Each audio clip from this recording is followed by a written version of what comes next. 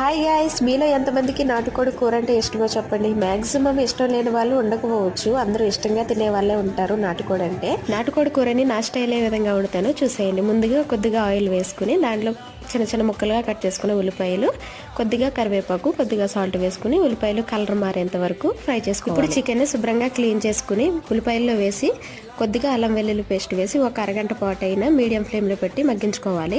Oil పైకి తేలిన తర్వాత చిటికెడు పసుపు, 6 నుంచి 7 స్పూన్లు కారం అయితే వేసుకోవాలి. కారం వేసిన వెంటనే వాటర్ వేయకుండా ఒక 10 నిమిషాలు మీడియం ఫ్లేమ్లో పెట్టి అలానే ఉడికించుకోవాలి. ఇప్పుడు మూత తీసి ఒకసారి కలుపుకుని తగినన్ని వాటర్ యాడ్ చేసుకోవాలి. వాటర్ యాడ్ చేసిన తర్వాత మరొక 10 నిమిషాల పాటు మీడియం ఫ్లేమ్లో పెట్టి ఉడికించుకోవాలి.